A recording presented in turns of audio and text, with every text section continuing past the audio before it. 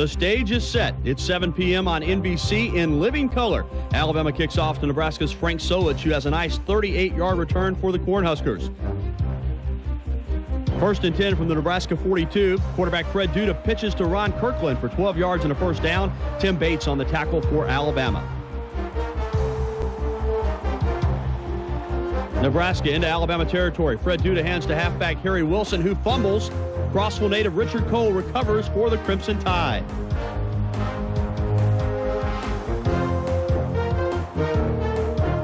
Alabama on offense. Senior Steve Sloan to Jerry Duncan for 7 yards. Yes, folks, that's offensive lineman Jerry Duncan making the catch. Let's listen as Jerry talks about the play.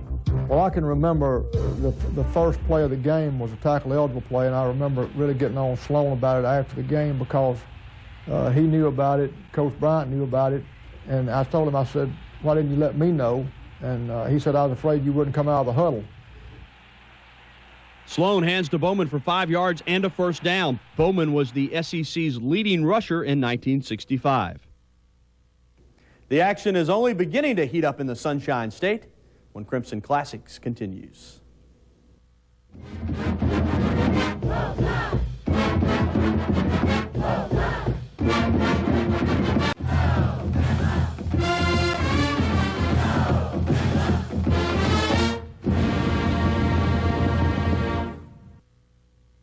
Bama takes to the air as we return to the 1966 Orange Bowl. On Nebraska's side of the gridiron, it's another pass to the tackle. Listen as Jerry and Ray Perkins reminisce about Coach Bryant and the tackle-eligible play. We had the tackle-eligible in, and we'd gotten beat over in Athens and didn't get to run it. We didn't run it against Tulane, I think was the next game, and then we played Ole Miss. And Coach Bryant was in a pretty foul mood because, you know, we'd already lost to Georgia. We hadn't played well against Tulane. And we come out and we get immediately behind Ole Miss 9-0. And that's what it was at the half. The score was 16-10 late in the third quarter. And we got the ball on the 12-yard line because we ended up going 88 yards. And in that drive, it was like 6 minutes to go in the game, and in that drive, we went on fourth down twice and made it, and we had a 3rd and 14 about our 40-yard line, and Coach Bryant sent in the tackle-eligible play, and we're up there, you know, right in front of the Ole Miss bench, and the only person in the whole stadium or on either team that knew we were going to run it was Johnny Vault. I was lined up on the Ole Miss sideline. I could hear Johnny Vault coming down the sideline hollering, tackle eligible, tackle eligible. And about that time, you know, we snapped the ball, and Sloan shot it to me we picked up about 17 yards and a first down, and then went on to, you know, it was actually the drive that won the game. And we ended up winning 17-16.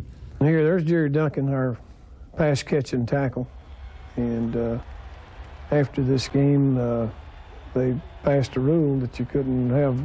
They took tackle eligible out of the game because of this game and because of Jerry Duncan. From Nebraska's 32, Sloan hands to Bowman for a 7-yard gain. Alabama moves it down to the Nebraska 21. Steve Sloan to Ray Perkins. Touchdown, Alabama. Steve Sloan had an outstanding game. I mean, just outstanding.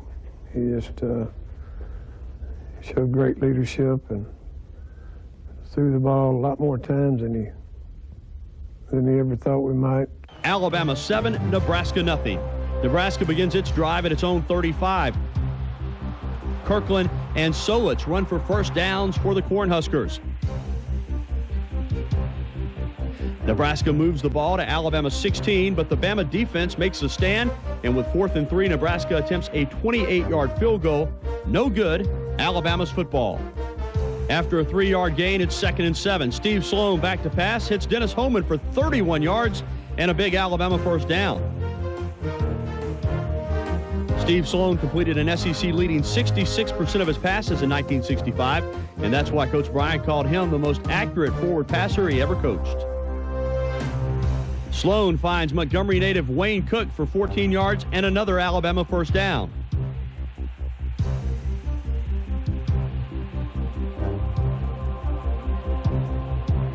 From the Nebraska 30, the senior Sloan options to Les Kelly for 10 yards.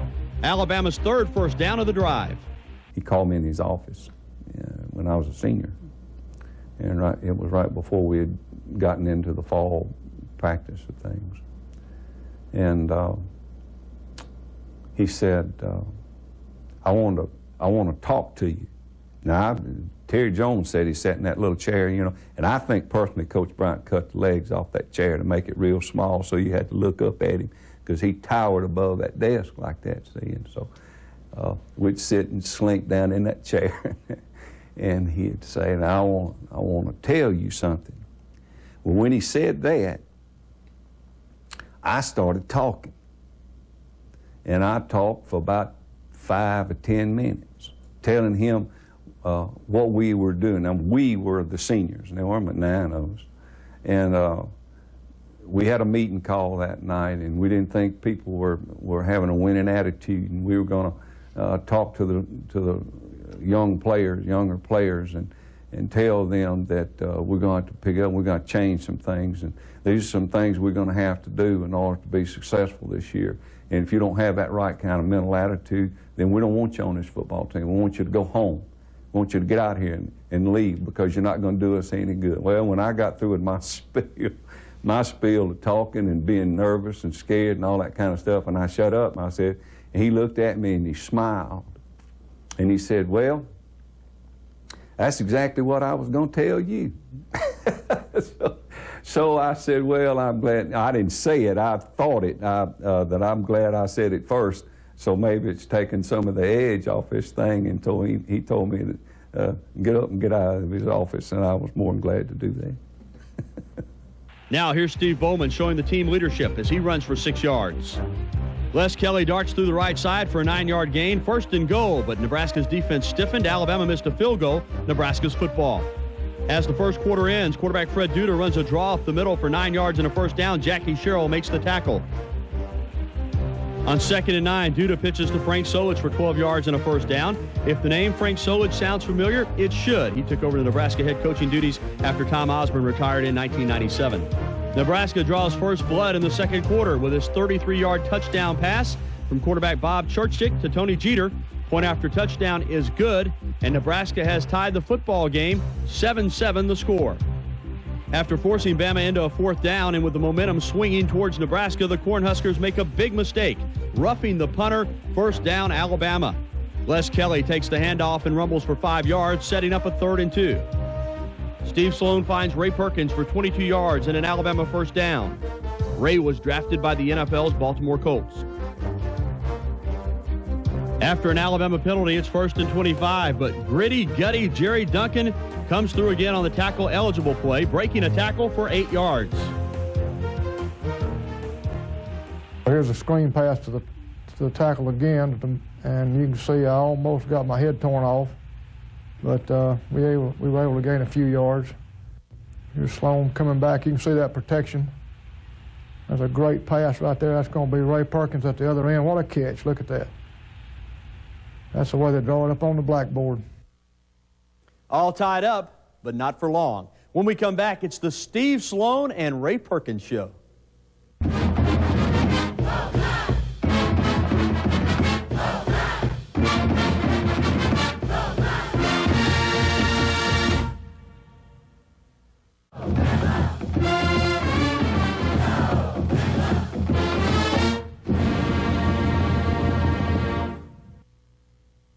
Steve Sloan was a terrific college quarterback. In fact, Sloan broke 13 Alabama passing records during the 1965 season. Now let's watch as he breaks a few more. From the Nebraska 12-yard line, it's Steve Bowman for an 8-yard pickup. From the I formation, Sloan hands to Les Kelly for 4 yards and an Alabama touchdown. The point after touchdown is good, and the Crimson Tide goes back out on top 14-7. Let's watch that exciting play again. Alabama's drive went 91 yards in 13 plays. The Crimson Tide getting it done on the ground. The Cornhuskers have the ball now on their own 33. Solich for 4 yards. Sherrill and Somerville on the tackle for Alabama. On 2nd and 6, Churchick hands to Wilson for 5 yards off left tackle. With just under 7 minutes left in the second quarter, it's 3rd and 1 for the Cornhuskers. Churchick hands to Wilson, but the Bama defense stuffs him for a loss of 1. Coach Bryant often said offense sells tickets, but defense wins football games. Nebraska's forced to punt, and John Mosley will take the punt, go left, come back right for a nice return. However, the return was nullified by a clipping penalty on Alabama.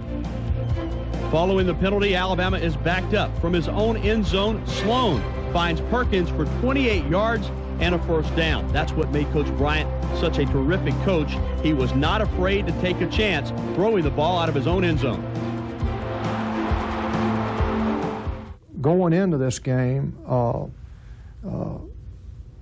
Steve Sloan was our quarterback, and of course this was his senior year, and he was coming off of a great year, but because of Nebraska being as big and strong on both sides of the ball, they had a fantastic running game, as you can see if you watch this film.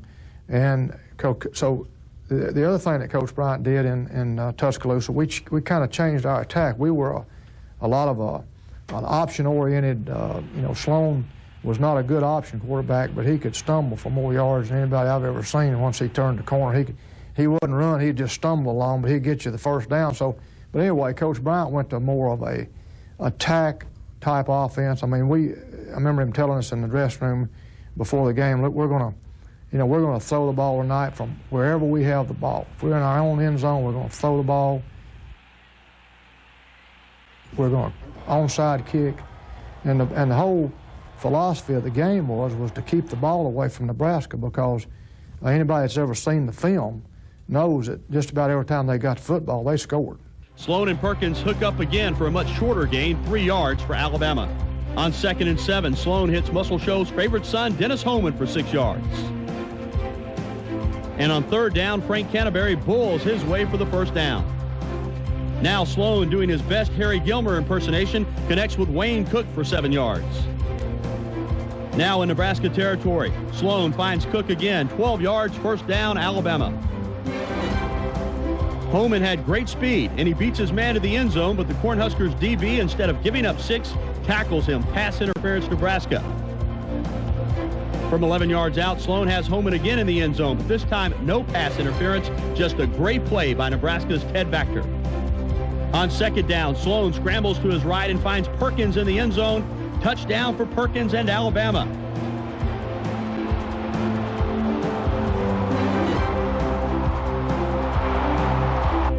Point after touchdown is good. Alabama extends its lead to 21-7 with 1:42 left in the half. Up by 14 with 1:42 left, most coaches would kick it deep and play defense. But Coach Bryant is not most coaches. Onside kick, Alabama recovers. Alabama football again. Coach Bryant pulling out all stops to win a big football game. The onside kicks, they were a surprise to me. I had no idea, I was glad to see it, but I didn't know it was coming. And when it worked, like both of them did, it was perfect. And I was ready to go with him.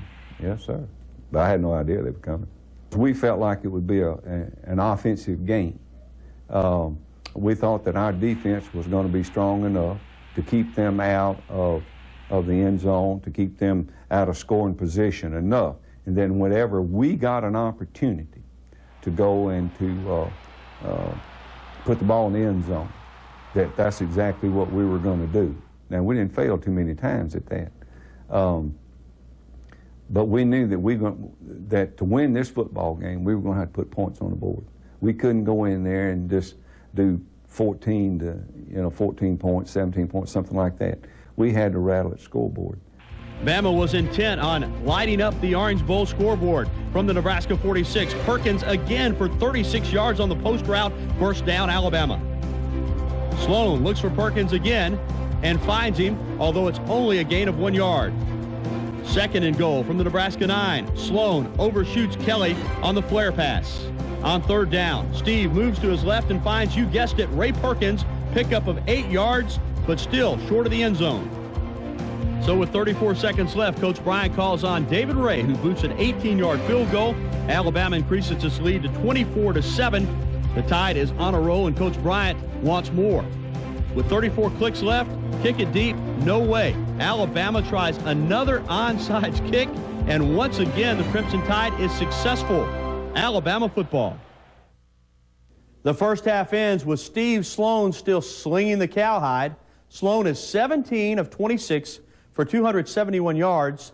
Ray Perkins has 9 catches for 166 yards, and that's just the first half. Alabama 24, Nebraska 7. The second half when we come back to Crimson Classics.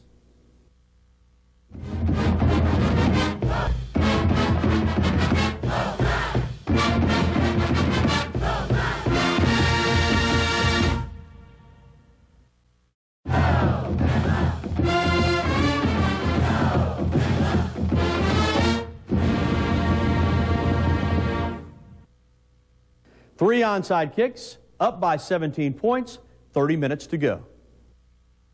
Alabama starts the second half with the ball after a nice catch by Les Kelly for a first down. The Cornhuskers defense holds and forces the Tide to punt. The Cornhuskers, Ben Gregory bulls his way for 5 yards. Then Churchick hits White for 12 yards and a Cornhusker first down. Bob Devaney's team never gives up. Nebraska moves into Alabama territory. Churchick finds Gregory. A strike and a race to the goal line. Gregory wins it, 48 yards, touchdown Nebraska. Even with the failed two-point conversion, the Cornhuskers are back within 11. Give Nebraska some credit, folks. Just like Alabama, the Cornhuskers are a championship football team. And Nebraska has come back to make it a ball game, so the pressure is back on Alabama's offense. But here comes the Tide. Les Kelly weaving his way through the white jerseys for 25 yards and a huge first down deep in Nebraska territory.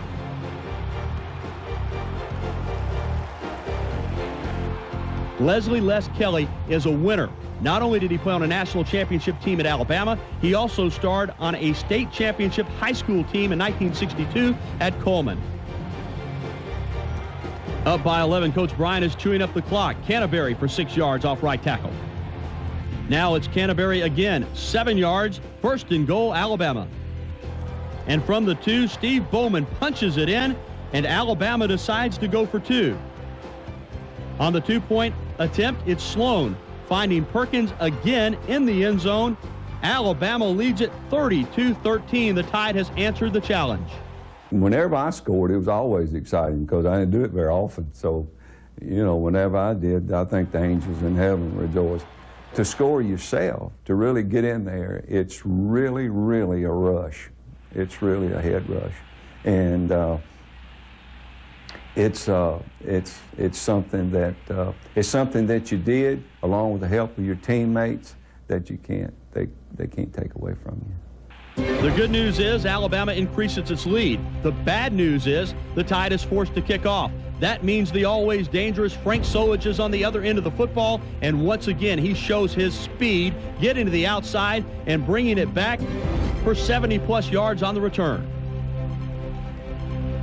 Unfortunately for the Cornhuskers, Gregory fumbles on the first play, and Alabama's Tim Bates recovers. Alabama fails to gain a first down, though, so Nebraska has the football back. From the Tide 45, Churchick connects with Winters for 20 yards and a first down. Then from the 25, Churchick finds Freeman White for 15 yards, first and goal, Nebraska. As the third quarter ends, Charles Winters, who Nebraska fans call Choo Choo, goes for 5 yards off right tackle. On the first play of the fourth quarter, Churchick scores, Alabama 32, Nebraska 20.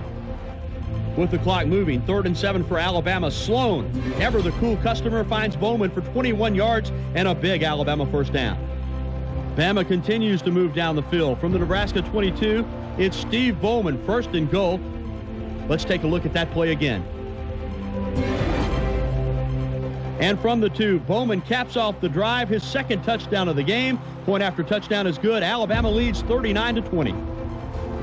Up by 19, all Alabama has to do is run out the clock and not let Nebraska score quickly. But the Cornhuskers keep the pressure on the Alabama defense. Churchick rolls to his left and finds Tony Jeters. Watch the catch. Jeters bobbles but hangs on. Touchdown, Nebraska. The Cornhuskers obviously will go for 2. Alabama plays good defense, but on the deflection, the 2-point conversion is good. Alabama 39, Nebraska 28. Alabama's still up by 11, though, and all the Tide has to do to win the football game is secure the football. Coach Bryant's teams always did that well. And as the clock ticks down and hits 0, Alabama wins it 39-28. 2 national championships in a row, 3 in 5 years. Amazing. So amazing, in fact, that it's only been done 4 times. Coach Bryant takes another victory ride.